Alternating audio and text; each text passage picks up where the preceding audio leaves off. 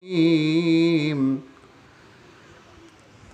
الله الرحمن الرحيم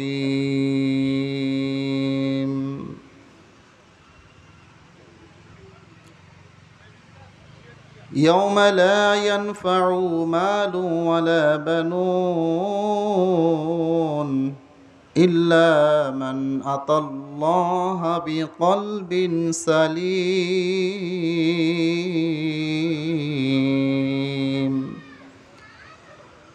وقال سيدنا رسول الله صلى الله عليه وسلم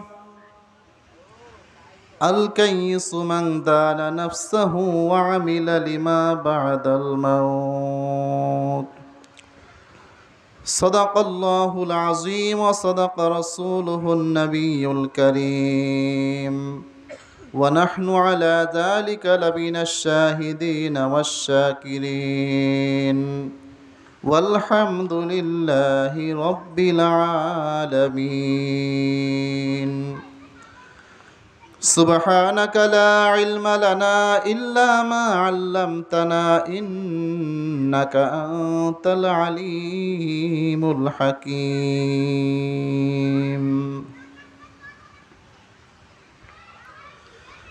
तकबीर में कलिमा में नमाज़ों में अज़ा में तकबीर में कलिमा में नमाज़ों में अज़ा में आए नाम इलाही से मिला नाम मोहम्मद आए नाम इलाही से मिला नाम मोहम्मद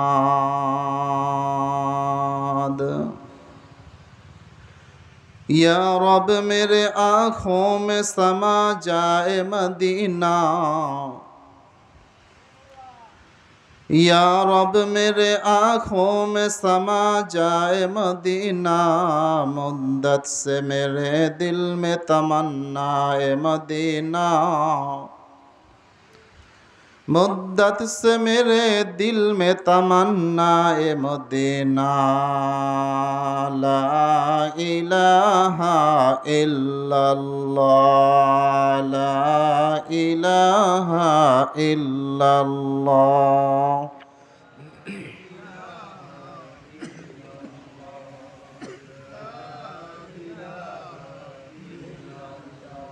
ला इलाहा इल्लल्लाह ला इलाहा इल्लल्लाह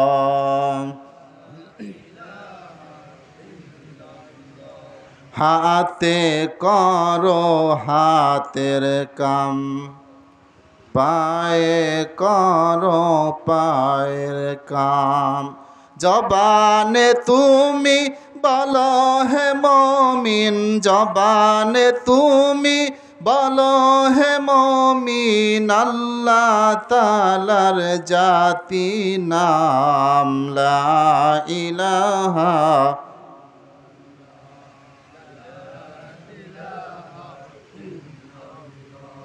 লা ইলাহা ইল্লাল্লাহ লা ইলাহা ইল্লাল্লাহ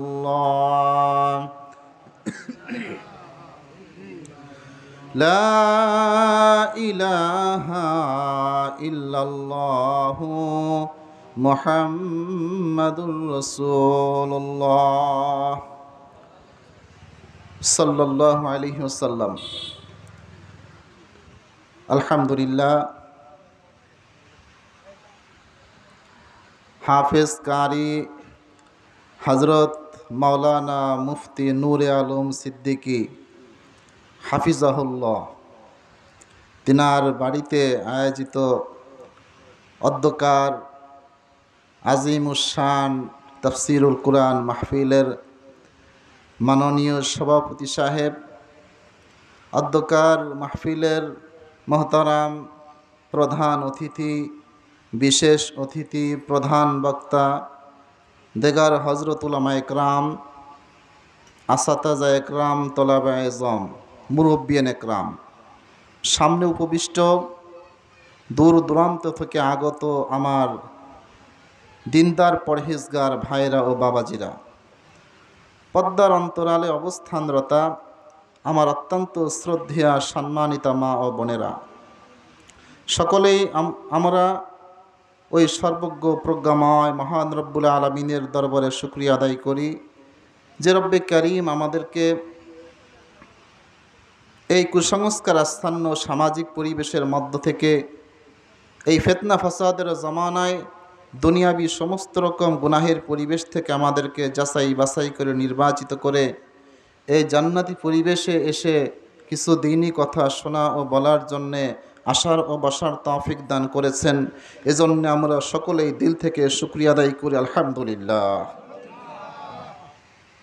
তো ভাই, আমরা এখানে কোরআন কারীমের আলোচনা, হাদিসের আলোচনা, তাফসির শোনার জন্য আসছি। আমরা নামাজ, রোজা, হজ, যাকাত, তাসবিহ, তাহলিল যত নেক আমল করি, আমাদের সকলের একটাই উদ্দেশ্য, কি করে জাহান্নাম থেকে বেঁচে কি করে জান্নাতে যাওয়া যায়, ঠিক কিনা ভাই? নাকি আর কোনো উদ্দেশ্য আছে? আর কোনো উদ্দেশ্য না, আমাদের একটাই মাত্র উদ্দেশ্য, কি করে আল্লাহকে সন্তুষ্ট করে জান্নাতে যাওয়া যায়, ঠিক কিনা? আমাদের সকলকে একদিন আল্লাহর সম্মুখে কিয়ামতের বিচার কার্যে আমাদের সকলকে আল্লাহর সম্মুখে দণ্ডায়মান হতে হবে, ঠিক কিনা? আল্লাহু আকবার।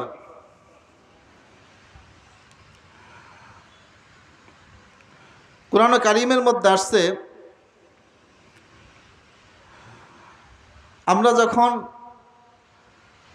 আমরা যেরকমভাবে দুনিয়াতে এক বন্ধু আর এক বন্ধুর সাথে দেখা হলে 5 বছর 7 বছর পরেও তাকে চিনতে পারি, বিভিন্ন হালাত আমরা জিজ্ঞেস করি। তো জান্নাতীরা জাহান্নামীদেরকে দেখে চিনে ফেলবে, চিনে তাদের কাছে বিভিন্ন হালাত জিজ্ঞেস করবে, বলবে যে ভাই, কি কারণে তুমি আজকে জাহান্নামে আসছো? আমরা তো একই মহল্লায় বাস করতাম, একই ইমামের পিছনে নামাজ আদায় করতাম, একই সঙ্গে লেখাপড়া করছি, একই সঙ্গে চলাফেরা করছি, একই বাজারে বাজার করেছি, একই সমাজের মানুষ ছিলাম আমরা। আমি আজকে জান্নাতে আর তুমি আজকে জাহান্নামে কেন? জাহান্নামীরা তখন বলবে, ভাই 4 কারণে আমরা আজকে জাহান্নামী। কয় কারণে? 4 কারণে আজকে জাহান্নামী। এই 4টা কারণ আমাদের জানার দরকার আছে নাকি? আল্লাহ রাব্বুল আলামিন ওই 4টা কারণ থেকে আমাদের সকলকে হেফাজত করেন, সকলেই বলেন আমিন। জাহান্নামীরা বলবে, ভাই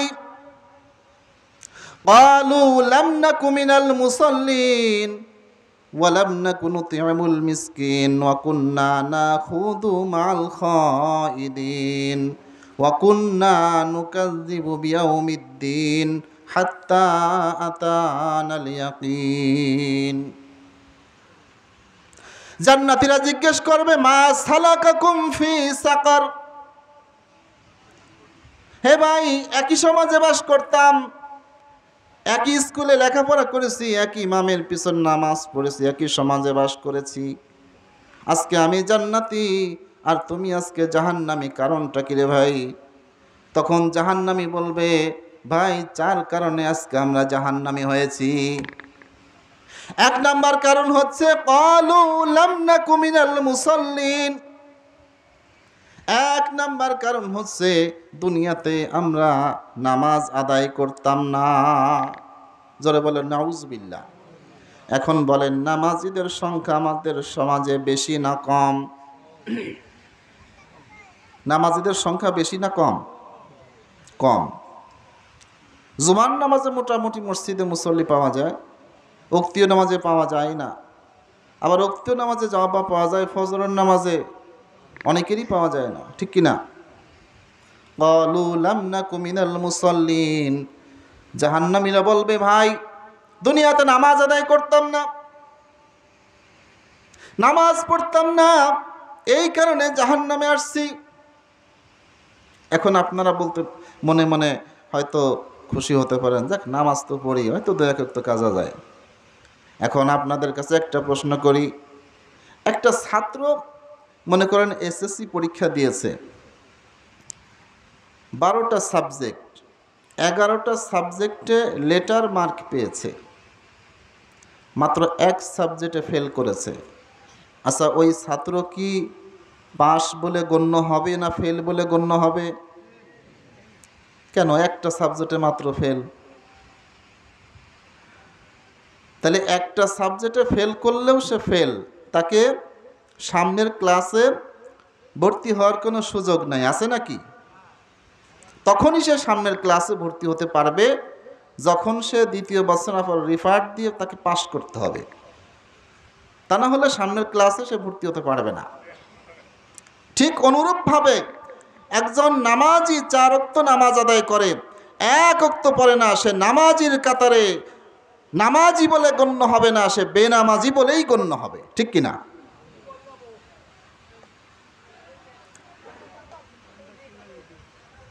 মাঝে মধ্যে নামাজ কামাই দেয়, 5 ওয়াক্তর জায়গা 4 ওয়াক্ত পড়ে, 3 ওয়াক্ত পড়ে, সে আসলেই নামাজি হিসাবে গণ্য হবে না, সেও বেনামাজি হিসাবে গণ্য হবে। হ্যাঁ, তখন সে নামাজি বলে গণ্য হতে পারে সে যদি আবার রিফার দেয়। কিভাবে রিফার দেয়? সে যদি নামাজের কাজা করো, উমরি কাজা, জীবনে কত নামাজ আমার আপনার কাজা হয়ে গেছে, ঠিক কিনা? এই কাজা নামাজ আদায় করার দরকার আছে না? আমরা সকলেই কাজা নামাজগুলো আদায় করব। আমাদের জীবনে অনেকের নামাজ কাজা হয়ে গেছে, একে বলে উমরি কাজা। উমরি কাজাগুলো খুঁজে খুঁজে নামাজ আদায় করব। আচ্ছা, মৃত্যু হয়ে যাওয়ার পরে কি আর উমরি কাজা আদায় করার সুযোগ আছে ভাই? সুযোগ নেই। এমত অবস্থায় যদি ইন্তেকাল হয়ে যায়, জীবনে তো কত নামাজ কাজা হয়ে গেছে, আদায় করেন নাই, তওবা করেন নাই, ইন্তেকাল হয়ে গেছে, তাহলে কিন্তু বেনামাজির কাতারেই আমার আপনার লিস্ট হয়ে যাবে। আর এই কারণে মানুষ জাহান্নামে যাবে। জাহান্নামীরা বলবে ক্বালু লাম নাকু মিনাল মুসাল্লিন। কারণ হলো ভাই, দুনিয়াতে নামাজ সঠিক মতো আদায় করতাম না, 1 ওয়াক্ত পড়তাম, তার 1 ওয়াক্ত পড়তাম না, এই কারণে জাহান্নামে আসছি।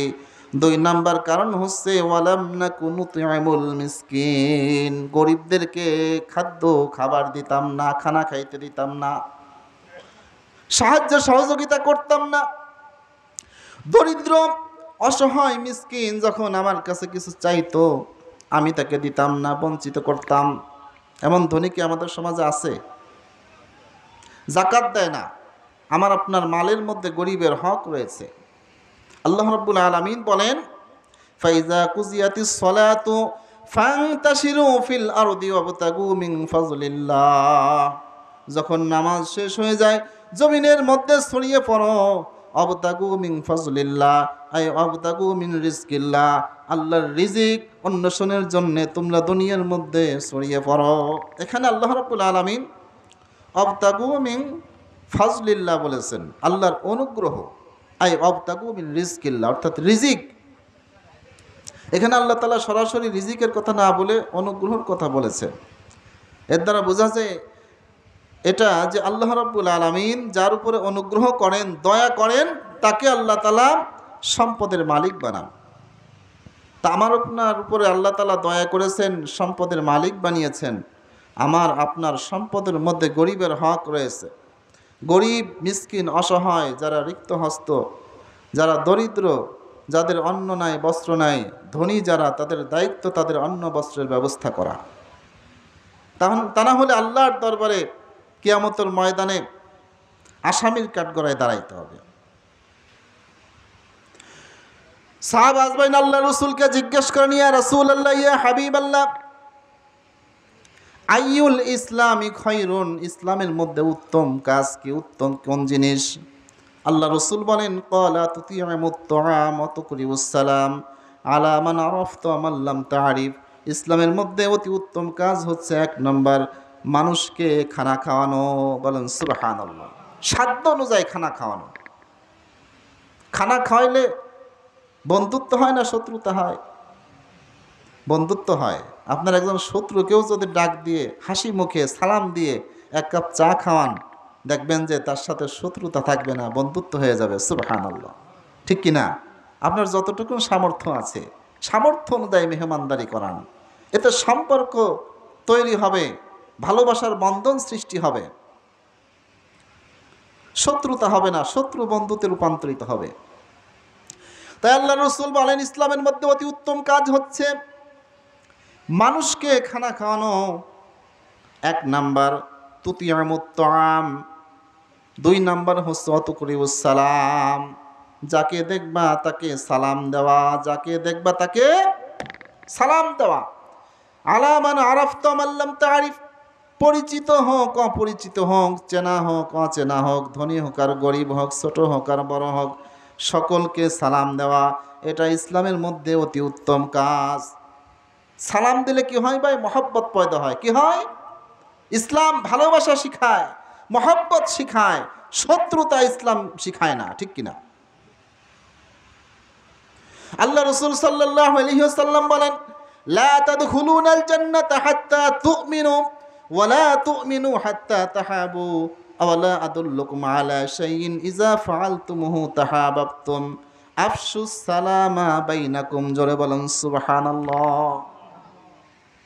আল্লাহ রাসূল সাল্লাল্লাহু আলাইহি ওয়াসাল্লাম বলেন লা তাদখুলুনাল জান্নাতা হাত্তা তুমিনু, ততক্ষণ পর্যন্ত তোমরা জান্নাতে প্রবেশ করবে না যতক্ষণ না তোমাদের ঈমান মজবুত না হবে। ওয়ালা তুমিনু হাত্তা তাহাবু, আর ততক্ষণ না পর্যন্ত তোমাদের ঈমান মজবুত হবে না যতক্ষণ না তোমাদের পরস্পর মহব্বত সৃষ্টি না হবে, পরস্পর ভালোবাসার বন্ধন সৃষ্টি না হবে। এবার আল্লাহ রাসূল সাল্লাল্লাহু আলাইহি ওয়াসাল্লাম বলেন আওয়ালা আদুল্লুকুম আলা শাইইন ইযা ফাআলতুমুহু তাহাবাবতুম, আমি কি তোমাদেরকে এমন কোন আমলের কথা বলে দিব, ইযা ফাআলতুমুহু, যখন ওই আমলের উপরে তোমরা আমল করবা, তাহাবাবতুম, পরস্পর মহব্বত সৃষ্টি হবে, ভালোবাসা সৃষ্টি হবে। সাহাবা আজমাইন রাদিয়াল্লাহু তাআলা আনহুম বলেন ইয়া রাসূলুল্লাহ, ইয়া হাবিবাল্লাহ, অবশ্যই আমাদেরকে বলে দিন। আল্লাহ রসুল বললেন আফশুস সালামা বাইনাকুম, সেই আমলটা হলো যখন তোমরা এক মুসলমান অপর মুসলমানের সঙ্গে দেখা হবে, সাক্ষাৎ হবে, সালাম বিনিময় করবে। সুবহানাল্লাহ। তাহলে সালাম দিলে কি হয়? মহব্বত পয়দা হয়। মহব্বত পয়দা হলে ঈমান মজবুত হয়, আর ঈমান মজবুত হলে আল্লাহ তাআলা তাকে জান্নাত দান করেন। সুবহানাল্লাহ। তাহলে সালামের সঙ্গে জান্নাতের সম্পর্ক রয়েছে। এজন্য আমরা পথে ঘাটে কত মানুষের সঙ্গে প্রতিদিন দেখা হয়, দেখা মাত্রই সালাম দেব, আজকে থেকে আমলটা করবো তো ইনশাল্লাহ। ছোট বড় সকলকে আমরা সালাম দিব। আল্লাহ তাআলা কবুল করুন, সকলেই বলেন আমিন। সালাম দিলে কি হয়? ভিতর থেকে অহংকার দূর হয়ে যায়। কি হয়? অহংকারী তার দিল অহংকার মুক্ত হয়ে যায়। হাদিস শরীফের মধ্যে আসছে আল বাদিউ বিস সালামি বারিউম মিনাল কিবরি, যে ব্যক্তি আগে আগে সালাম দেয় তার দিলকে আল্লাহ তাআলা অহংকার থেকে মুক্ত করে দেন। সুবহানাল্লাহ। আর অহংকার দিলের এমন একটা মারাত্মক ব্যাধি, লা ইয়াদখুলুনাল জান্নাতা মান কানা ফি কলবিহি মিসকালান হাববাতিন মিন খরদালিম মিনাল কিবির, যার দিলের মধ্যে যাররা পরিমাণ অহংকার থাকবে সে আল্লাহর জান্নাতে প্রবেশ করবে না। জোরে বলেন নাউজুবিল্লাহ। একটু খেয়াল করে দেখবেন, অহংকারী কিন্তু সালাম দিতে পারে না। অহংকারী চিন্তা করে আমি কেন সালাম দেব, পারলে সে দেখ, ঠিক কিনা? আমি হলো সমাজের নেতা মাতবার, আমি তারে সালাম দেবো, পারলে সে দেখ। সে কিন্তু সালাম দিতে পারে না। আমি তার থেকে বয়সে বড়, সম্মানে বড়, পারলে সে আমারে দেখ। অহংকারী সালাম দিতে পারে না। এই জন্যই তো দেখবেন একই কথা, আসসালামু আলাইকুম রহমতুল্লাহ, আপনার উপরে শান্তি বর্ষিত হোক, আল্লাহর রহমত বর্ষিত হোক। জবাব দেনেওয়ালাও একই কথা বলতেছে, ও আলাইকুম আসসালাম রহমতুল্লাহ, আপনার উপরেও শান্তি বর্ষিত হোক, আল্লাহর রহমত বর্ষিত হোক। কিন্তু সালাম দেনেওয়ালা 90 নেকি পাইতেছে, আর যে ব্যক্তি জবাব দেয় 10 নেকি। তাহলে এত ডিস্টেন্স কেন? সওয়াবের বেলায় এত ব্যবধান কেন? হাদিস শরীফের মধ্যে আসছে, শুধু তাই নয়, সালাম দেনওয়ালা যদি মুস্কি হাসি দিয়ে ভালোবাসার দৃষ্টিতে কোনো ব্যক্তিকে সালাম দেয়, আল্লাহ রব্বুল আলামিন তার আমলনামার মধ্যে অগণিত নেকি দান করেন। কারণ হলো আগে ওই ব্যক্তি সালাম দিতে পারে যার মধ্যে অহংকার নেই, যার মধ্যে দেমাগ নাই, তাকাব্বুর নাই, সে ব্যক্তি আগে আগে সালাম দেয়, আর ওই ব্যক্তির উপর আল্লাহ রাব্বুল আলামিন খুশি হয়ে তার অগণিত নেকির মালিক বানায় দেন। সুবহানাল্লাহ। এজন্য আমরা বেশি বেশি সালাম দিব তো ইনশাল্লাহ। সালাম দিলে মহব্বত পয়দা হয়, মহব্বত পয়দা হলে ঈমান মজবুত হয়, আর ঈমান মজবুত হলে আল্লাহ তাআলা তাকে জান্নাত দান করেন। তাহলে আলোচনা করতেছিলাম জাহান্নামীরা বললে, ক্বালু লাম নাকু মিনাল মুসাল্লিন ওয়া লাম নাকু নুতি'মুল মিসকিন। 2 নম্বর কারণ হচ্ছে আমরা মিসকিনদেরকে খানা দিতাম না, মিসকিনদেরকে খাদ্য দিতাম না, যারা দিত তাদেরকেও অনুৎসাহিত করতাম, দেওয়ার ব্যাপারে বাধা দিতাম। লিল্লা বোর্ডিংয়ে কালেকশানে আসলে, জাকাতের টাকা নিতে আসলে তাদেরকে বিভিন্ন বাহানা, বিভিন্ন কথাবার্তা বলে দেয় না। এমন লোক আছে কিনা? এতিম, গরিব, অসহায়, রিক্ত হস্ত যারা, তাদের প্রতি আপনারা খেয়াল রাখবেন, এটা ধনীদের জন্য দায়িত্ব। ক্বালু লাম নাকু মিনাল মুসাল্লিন ওয়া লাম নাকু নুতি'মুল মিসকিন ওয়া কুন্না নাখুদু মা'আল খাইদিন। 3 নম্বর কারণ হচ্ছে যারা ইসলামের ব্যাপারে বিদ্বেষী ছিল, ইসলামের ব্যাপারে যারা ষড়যন্ত্র করত, ইসলামের ব্যাপারে যারা বিদ্বেষ পোষণ করত, তাদের সঙ্গে আমরাও তালে তাল মিলাইতাম। জোরে বলেন নাউজুবিল্লাহ। ইসলাম বিদ্বেষী মানুষ আমাদের সমাজে আছে কিনা? হ্যাঁ, এর আগে একদল লোক বেরোয়ছিল যে মানুষ হলো বানরের তৈরি। জোরে বলেন নাউজুবিল্লাহ। ওদের পূর্বপুরুষ বলে বানর ছিল। জোরে বলেন নাউজুবিল্লাহ। আচ্ছা, আমাদের আদি পিতার নাম কি আপনারা জানেন? হযরত আদম আলাইহিস সালাতু ওয়াস সালাম। আর ওদের আদি পিতা বলে বানর। জোরে বলেন নাউজুবিল্লাহ। আচ্ছা, এটাকে কোরআনের সাথে সাংঘর্ষিক কথা কিনা? এই কথার উপরে যদি আকীদা, ঈমান, বিশ্বাস যদি মুসলমানের আসে, তার কি ঈমান থাকবে? ঈমান থাকবে না। ওরা সরাসরি ঈমানের উপরে হামলা করে, অ্যাটাক করে। এরপরে বিভিন্নভাবে চক্রান্ত চালায়। আল্লাহ রসুল সাল্লাল্লাহু আলাইহি ওয়াসাল্লামকে গালি দেওয়ার মতো দুঃসাহসও মানুষ করে, ঠিক কিনা? এই ভারতের এক কুলাঙ্গার, এক হিন্দু প্রহিত আল্লাহ রসুল সাল্লাল্লাহু আলাইহি ওয়াসাল্লামকে অকথ্য ভাষায় গালিগালাজ করেছে। জোরে বলেন নাউজুবিল্লাহ। সারা বাংলাদেশ সহ সারা বিশ্বের মুসলমানরা আন্দোলন করেছে। এই সমস্ত ইহুদিদের দালাল, ইহুদি চক্র, এরা মাঝে মধ্যে নাড়া দিয়ে দেখে যে মুসলমানরা ঘুমায় নাকি জাগ্রত আছে। যদি মুসলমানরা তার কোনো প্রতিবাদ না করে, তাহলে তারা ভেবে নিবে যে মুসলমানের ইমানি শক্তি নাই, তারা ঘুমন্ত। তারা তখন চূড়ান্ত সিদ্ধান্ত নিবে, তারা মুসলমানের মসজিদে তালা দিবে। ঠিক কি ঠিক না? তারা মুসলমানের উপর নির্যাতন করবে, মুসলমানের ছেলেমেয়ের উপর নির্যাতন করবে। এজন্যে কোনো ইহুদিদের দালাল, কোনো ইহুদি চক্র যদি আল্লাহ রসুল সাল্লাল্লাহু আলাইহি ওয়াসাল্লামকে গালি দেওয়ার মতো দুঃসাহস দেখায়, ডাইরেক্ট অ্যাকশান, বাম হাত দিয়ে জিহ্বাটা টান দিয়ে ছিঁড়ে ফেলতে হবে। ঠিক কি ঠিক না? কোরআনের সাথে সাংঘর্ষিক কথা যে বলে, আল্লাহ রসুলকে গালি দেওয়ার মতো দুঃসাহস যারা দেখায়, তাদের সাথে যারা তালে তাল মিলায়, এরাও জাহান্নামে যাবে। তাই জাহান্নামীরা বলবে, অকুন্না নাখুদু মা'আল খাইদিন। 4 নাম্বার কারণ হচ্ছে ওয়াকুন্না নুকাজ্জিবু বিয়াউমিদ্দিন। 4 নাম্বার কারণ হচ্ছে আমরা কিয়ামতকেও অস্বীকার করতাম। জোরে বলেন নাউজুবিল্লাহ। কিয়ামতকে আমরা বিশ্বাস করতাম না। আমরা বলতাম যারা হুজুররা ভয় দেখায়। এক শ্রেণীর লোক আছে কিনা, এটা হলো হুজুরদের ব্যবসা। ওয়াজ মাহফিল করবে, হাদিয়া তোহফা নেবে। হুজুররা আসলে ভয় দেখায়, আসলে ওগুলা কিছু না। আছে কি না? এই শ্রেণীর লোক যদি নাই থাকতো, তাহলে তো এই মেলায়, দোকানপাটে এত লোক না থেকে মাহফিলে এসে কোরআন হাদিসের কথা শোনার দরকার ছিল। ঠিক কিনা ভাই? ওয়া কুন্না নুকাযযিবু বিয়াউমিদ্দিন হাত্তা আতানাল ইয়াকিন। হঠাৎ আমাদের মৃত্যু হয়ে গেল। মৃত্যু কি ভাই বলে কয়ে আসে নাকি? মৃত্যু বলে কয়ে আসে? হাত্তা আতানাল ইয়াকিন, হঠাৎ মৃত্যু হয়ে গেল। হঠাৎ মৃত্যু হয়ে গেল।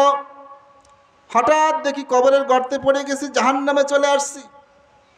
তওবা করার সুযোগ হলো না, ইস্তেগফার করার সুযোগ হলো না, আল্লাহর কাছে ক্ষমা চাওয়ার সুযোগ হলো না।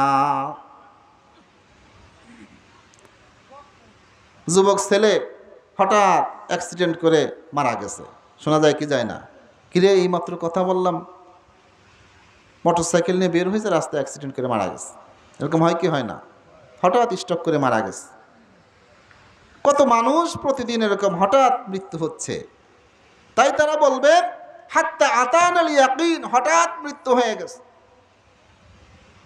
হঠাৎ করে দেখি জাহান্নামে চলে আসছি। এখন তো নাজাতের আর কোনো রাস্তা নাই, নাজাতের কোনো উপায় নাই। এজন্যে আল্লাহ রসুল সাল্লাল্লাহু আলাইহি ওয়াসাল্লাম বলেন, প্রকৃত জ্ঞানী ওই ব্যক্তি আল কাইয়্যিস মান দানা নাফসাহু ওয়া আমিলা লিমা বা'দাল মাউত। প্রকৃত বুদ্ধিমান ওই ব্যক্তি যে নিজেকে নিজে চেনে এবং মৃত্যুর পরবর্তী জীবনের জন্য নিজেকে প্রস্তুত করে। আগে নিজের হিসাব নিজে করতে হবে যে আমি যে আমল করতেছি আসলেই আমি কি জান্নাতে যাওয়ার যোগ্য কিনা। আমরা সকলেই গুনাহগার, সকলেই আমরা পাপী। নিজেদের গুনার কথা স্মরণ করে, নিজেদের পাপের কথা স্মরণ করে শেষ রাত্রে তাহাজ্জুদের নামাজ আদায় করে দুই ফোঁটা চোখের পানি ছেড়ে দিয়ে আল্লাহর কাছে কান্নাকাটি করব। আল্লাহ রসুল সাল্লাল্লাহু আলাইহি ওয়াসাল্লাম বলেন, আত্তাইবু মিনাজ যামবি কামাল্লা যামবা লাহু। গুনার কথা স্মরণ করে অনুতপ্ত হয়ে চোখের পানি ছেড়ে দিয়ে যে ব্যক্তি তওবা করে সে এমন নিষ্পাপ মাসুম বাচ্চার না হয়ে যায়, কেমন যেন সে জিন্দেগিতে কোনো গুনাহ করে নাই। সুবহানাল্লাহ। তওবার বিকল্প নাই। আমরা সকলেই গুনাহগার,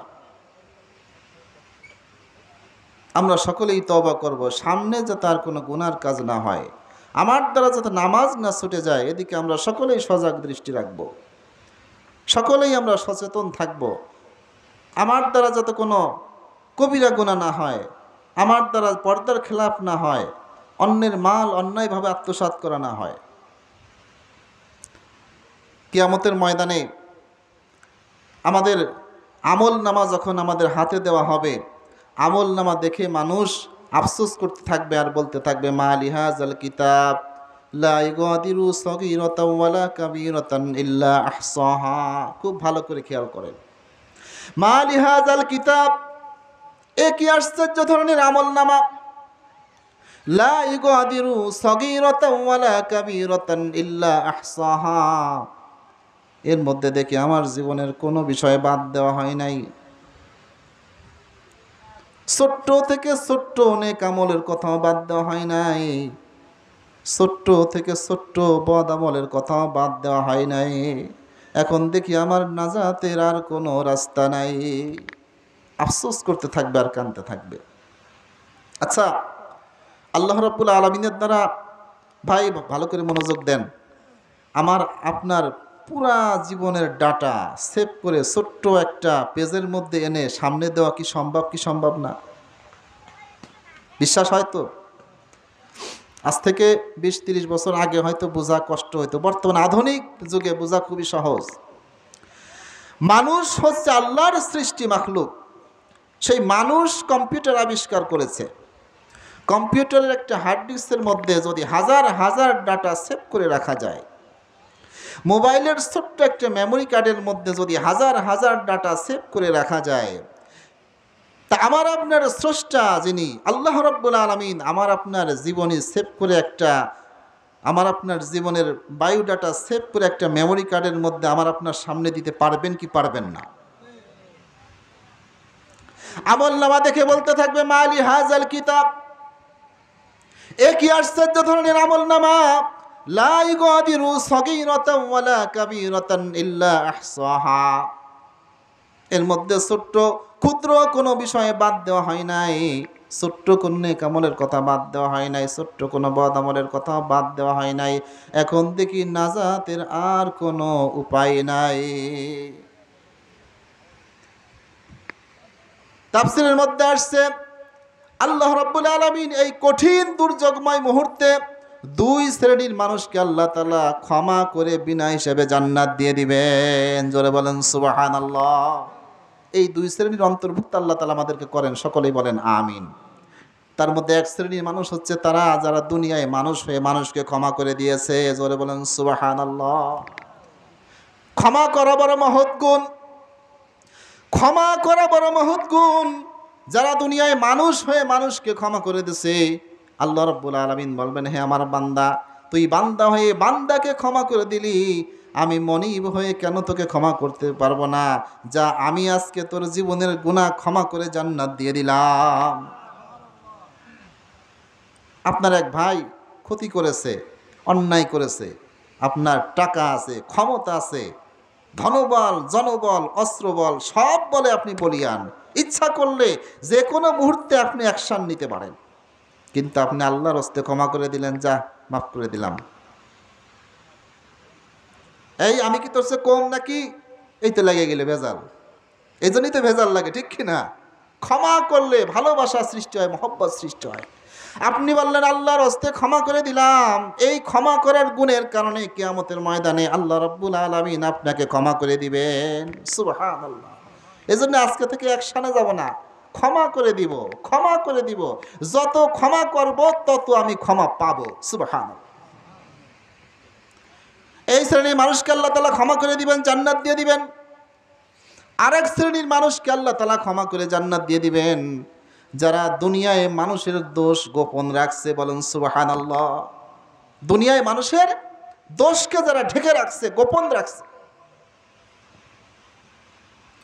ভাই, গুনাহ তো একটা দোষ, গুনাহ একটা দোষ না? চুরি করা, জিনা করা, ছিনতাই করা, সুদ খাওয়া, ঘুষ খাওয়া, পরনিন্দা করা, সবই তো গুনাহ, সবই দোষ। এমন একটা দোষের কাজ, একটা অন্যায় কাজ একজনের থেকে হয়েছে, মানুষ মাত্রই ভুল আছে। মানুষকে বলা হয় ইনসান, আর ইনসান শব্দটা নিসিয়ানুন শব্দ থেকে, আউয়ালু নাসিন আউয়ালি নিসিয়ানুন, সর্বপ্রথম মানুষ সর্বপ্রথম ভুল করেছেন। নিসিয়ানুন শব্দের অর্থ ভুল করনেওয়ালা। আমাদের আদি পিতা হযরত আদম আলাইহিস সালাম, তিনার থেকেও ভুল হয়ে গিয়েছিল, এজন্য মানুষ থেকে ভুল হবে, এটাই স্বাভাবিক। এখন ওই মানুষের ভুলটা, দোষটা আমি সমাজে চর্চা না করে, সমাজে মানুষের কাছে প্রচার না করে যদি আমি ঢেকে রাখি, গোপন রাখি, তাহলে কিয়ামতের ময়দানে আল্লাহ রাব্বুল আলামিন আমার আপনার গুনাহ নামক দোষকে গোপন রেখে, ঢেকে রেখে আমাকে আপনাকে জান্নাতে ফায়সালা করে দিবেন। সুবহানাল্লাহ। তার কারণ আপনি ইচ্ছা করলে আপনি তার দোষটাকে সমাজে প্রচার করে আপনি তার সম্মানকে নষ্ট করতে পারতেন, সম্মানকে ক্ষুণ্ণ করতে পারতেন, কিন্তু আপনি তার সম্মানকে অক্ষুণ্ণ রাখছেন, আপনি তার সম্মানকে হেফাজত করছেন। কিয়ামতের ময়দানে হাজার হাজার কোটি কোটি মানুষের ভিড়ের মধ্যে আপনার গুনাহ নামক দোষকে আল্লাহ রাব্বুল আলামিন গোপন রেখে, ঢেকে রেখে, আপনার সম্মানকে অক্ষুণ্ণ রেখে আপনাকে আল্লাহ তাআলা জান্নাত দিয়ে দিবেন। সুবহানাল্লাহ। এই জন্য মানুষের দোষকে চর্চা করা যাবে না, যাকে বলা হয় গীবত। যাকে বলা হয় কি ভাই? গীবত। গীবত এমন একটা মারাত্মক গুনাহ, গীবত করলে কি ক্ষতি তাকে জানেন নাকি ভাই? যার নামে গীবত করলেন, তার আমল নামায় আপনার রাত জেগে জেগে যে তাহাজ্জুদ পড়েছেন, আপনি যে কষ্ট করে নামাজ আদায় করেছেন, দান করেছেন, সদকা করেছেন, এই আমলগুলার নেকি তার আমল নামায় গিয়ে জমা হতে থাকবে, আর তার গুনাহগুলো আপনার আমল নামায় এসে জমা হবে। তাহলে দেখেন কত বড় মারাত্মক ব্যাপার সেবা, ঠিক কিনা? এজন্যে গীবত করা যাবে না, গীবত বড় মারাত্মক। গীবত যদি করতেই হয় তাহলে আপনি আপনার মায়ের নামে গীবত করেন। তার কারণ মা হচ্ছে সব থেকে আপন মানুষ। মার নামে গীবত করলে কি হলো? মানে আপন মানুষকে উপকার করা হলো, নিজের আমল নামার নেকিগুলা মাকে দিয়ে দেওয়া হলো। একটা কথার কথা বললাম আর কি। গীবত করা যাবে? হ্যাঁ, গীবত শিকায়ত করা যাবে না। তাহলে দুই শ্রেণীর মানুষকে আল্লাহ রাব্বুল আলামিন ক্ষমা করে দিবেন, বাকি সমস্ত মানুষের হিসাব শুরু হয়ে যাবে। এক শ্রেণীর লোক দাঁড়িয়ে বলবে, রব্বুল আলামিন, দুনিয়াতে আমার অনেক সম্পদ ছিল, অনেক সম্পদের মালিক ছিলাম, অনেক কর্মব্যস্ত মানুষ ছিলাম, মিল ফ্যাক্টরি ইন্ডাস্ট্রিজের মালিক ছিলাম, অনেক জমি জমা ছিল, অনেক অর্থ সম্পদ ছিল, অনেক ব্যস্ত ছিলাম। আমি ব্যস্ততার কারণে সময় পাই নাই, তোমার ইবাদত করতে পারি নাই, নামাজ পড়তে পারি নাই। আল্লাহ, তুমি আমাকে ক্ষমা করে দাও। বিভিন্ন অজুহাত আছে কি আছে না? হ্যাঁ, বলে যে হুজুর এই ধান কাটা লাগছে, খুব ব্যস্ত, আসলে নামাজ পড়তে পারি না, মসজিদে যাইতে পারি না। বলে কি বলে না? এরকম অজুহাত দেখাবে, ব্যস্ততা দেখাবে।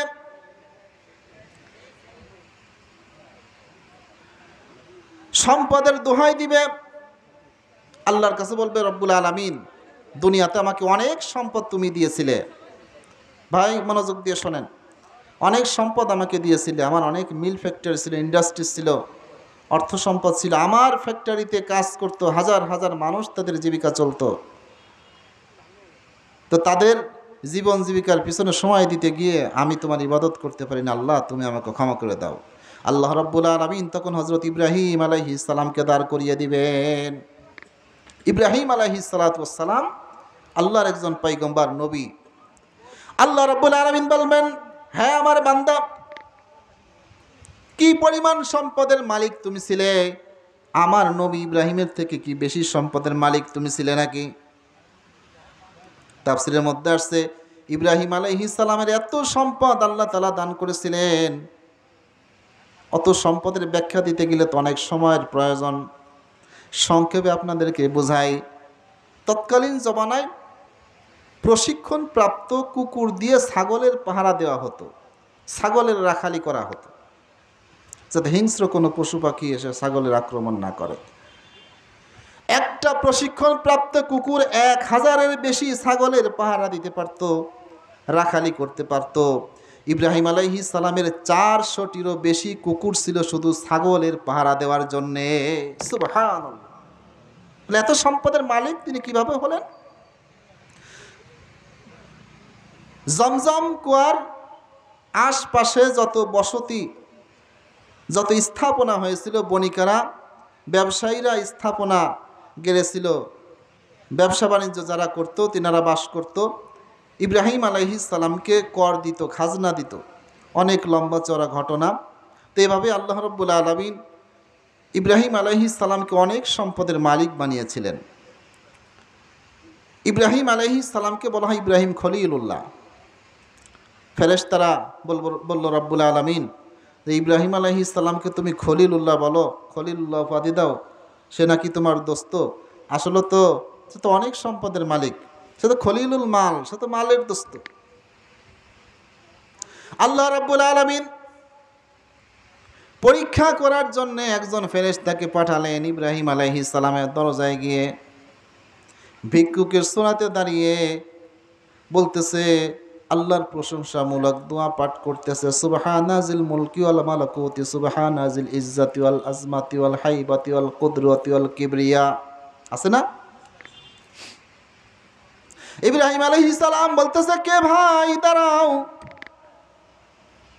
তোমার সাথে আমার স্পেশাল আলোচনা আছে। তুমি কি উচ্চারণ করলে মুখ দিয়ে আমার রবের প্রশংসামূলক দোয়া পাঠ করলে, তুমি আবার একটু বলো। লোকটা বলতেছে, না ভাই বলা যাবে না। বলে, বলতে পারি, একটা শর্ত। কি শর্ত? তোমার যত সম্পদ আছে এই সম্পদের অর্ধেকটা আমাকে দিয়ে দিতে হবে। বলেন সুবহানাল্লাহ। ইব্রাহিম আলাইহিস সালাম বললেন, আচ্ছা ঠিক আছে, দিয়ে দিলাম। জোরে বলেন সুবহানাল্লাহ। আবার একটু বলছে, আবার চুপ হয়ে গেছে, থেমে গেছে। বলতেছে, ভাই বলো বলো, মজা লাগতেছে, তুমি আরো বলো। বলে, বলা যাবে না, বলতে পারি, তোমার পুরা সম্পদ যদি তুমি আমাকে দিয়ে দাও। সুবহানাল্লাহ। ইব্রাহিম আলাইহিস সালাম বলতেছেন, হ্যাঁ আমার পুরা সম্পদ আমি তোমাকে দিয়ে দিলাম। এরপরে লোকটা উদাও হয়ে গেছে। আসলে তো সে কোনো মানুষ ছিল না, আল্লাহর ফেরেশতা ছিল পরীক্ষা করার জন্যে।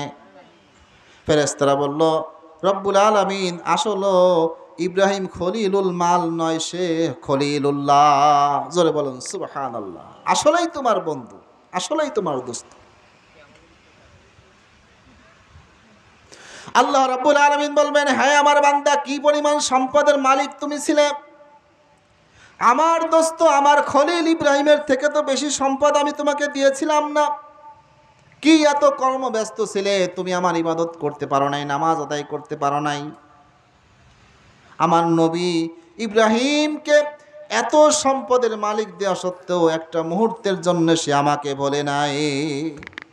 অতএব তোমার এই অজুহাত, তোমার এই বাহানা গ্রহণযোগ্য নয়, যাও তুমি জাহান্নামে। জোরে বলেন নাউজুবিল্লাহ। আর এক শ্রেণীর লোক দাঁড়িয়ে বলবে, রব্বুল আলামিন, আমরা বড় অসহায় ছিলাম, দরিদ্র ছিলাম, গরিব ছিলাম। তারা মনে করবে যে ধনী লোকরা যেহেতু ধন সম্পদের অজুহাত দিয়ে বাঁচতে পারলো না, আমরা তো গরিব, আমরা মনে হয় বাঁচতে পারবো।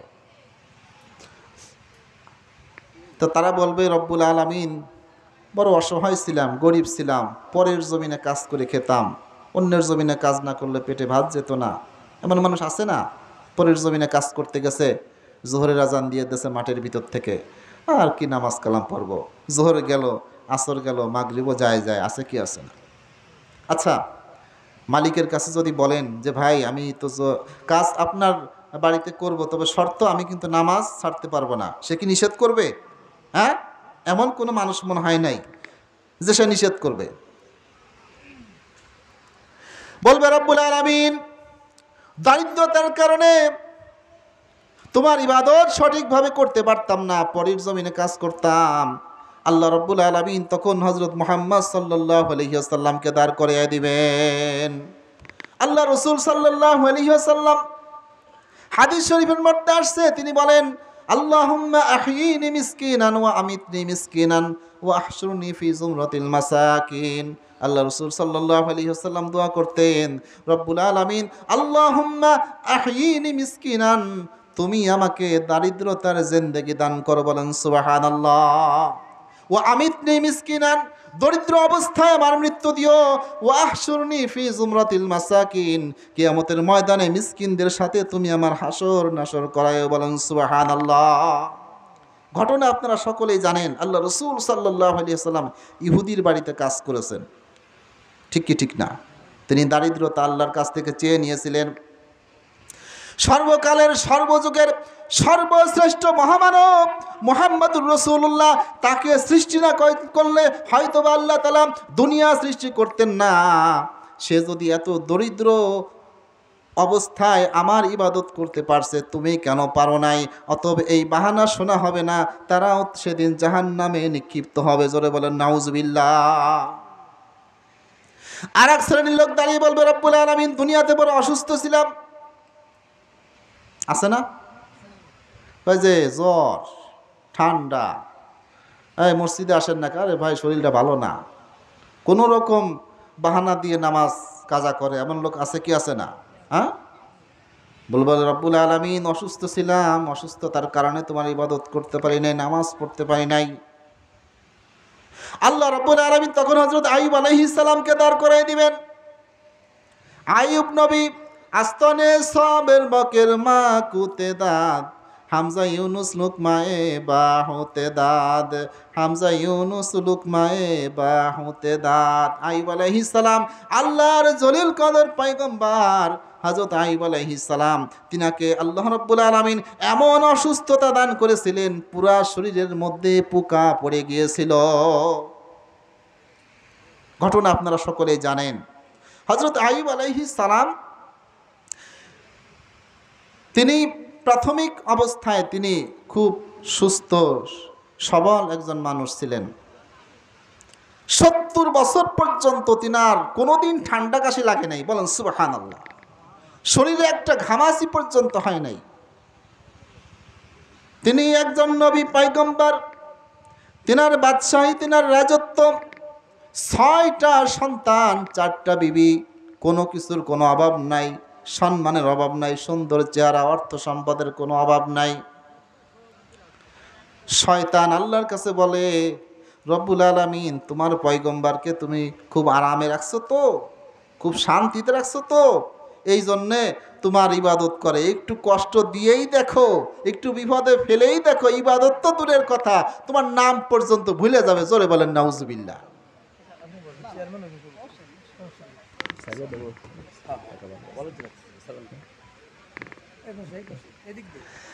শয়তান বলতেছে একটু পরীক্ষায় ফেলে দেখো, তোমার নাম পর্যন্ত ভুলে যাবে। আল্লাহ রাব্বুল আলামিন বললেন, তাহলে দেখো আমার নবী কোনোদিন সে আমাকে ভুলবে না। কি বলো তুমি? বলে একটু পরীক্ষায় ফেলে দেখো। আল্লাহ রাব্বুল আলামিন আইয়ুব আলাইহিস সালামকে পরীক্ষার মধ্যে ফেলে দিলেন। হঠাৎ শোনা গেল আইয়ুব আলাইহিস সালামের মিল ইন্ডাস্ট্রিজে আগুন লেগে গেছে, মিল ফ্যাক্টরিতে আগুন লেগে গেছে, মাল সম্পদ পুড়ে গেছে, জমিনে আগুন লেগে গেছে, ফসল সব শেষ। শয়তান বলতেছে, আল্লাহ এই ছোটোখাটো পরীক্ষায় কাজ হবে না, ফসল শেষ হয়ে গেছে, মিল ফ্যাক্টরি পুড়ে গেছে, 6টা যুবক তাগড়া যুবক সন্তান আছে, তারা আবার আয় করে উপার্জন করে তারা কি করবে? আবার সম্পদের মালিক হয়ে যাবে। এই মিল ফ্যাক্টরি পুড়ে গেছে, ইন্ডাস্ট্রিজ পুড়ে গেছে, ফসল পুড়ে গেছে। শুনে আল্লাহর পয়গম্বর সাল্লাল্লাহু আলাইহি ওয়াসাল্লাম বলেন, আলহামদুলিল্লাহ, আলহামদুলিল্লাহ আলা কুল্লি হাল। সর্ব অবস্থায় শুকরিয়া আদায় করতে হবে কার? আমরা একটু বিপদে পড়লেই কই যে না ভালো নাই, কেমন আছেন ভাই? কই যে ভালো না, বলে কি বলে না? সর্ব অবস্থায় বলতে হবে আলহামদুলিল্লাহ। আল্লাহর নবী বলতেছে আলহামদুলিল্লাহ। শয়তান বলতেছে রব্বুল আলামিন তার সন্তানগুলো আছে তাদের উপরে সে ভরসা রাখে, সন্তানরা আবার কামাই রোজগার করে আবার সম্পদের মালিক হয়ে যাবে।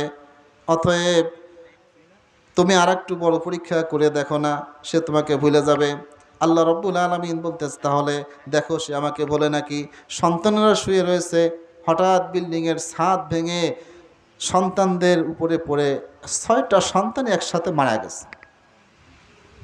আল্লাহর পয়গম্বর সাল্লাল্লাহু আলাইহি ওয়াসাল্লাম সন্তানের মৃত্যুর কথা শুনে বলতেছে, ইন্না লিল্লাহি ওয়া ইন্না ইলাইহি রাজিউন। আমাদের প্রধান বক্তা এসে পাশে বসে রয়েছে, এই বক্তা আসলে প্রধান বক্তা রেখে আলোচনা করাটা ঠিক না। তো যাই হোক, আলোচনা অসম্পূর্ণ রেখে এখানেই শেষ করা হলো। আল্লাহ রাব্বুল আলামিন আমাদের সকলকে উক্ত বিষয়গুলির উপর আমল করার তৌফিক দান করেন।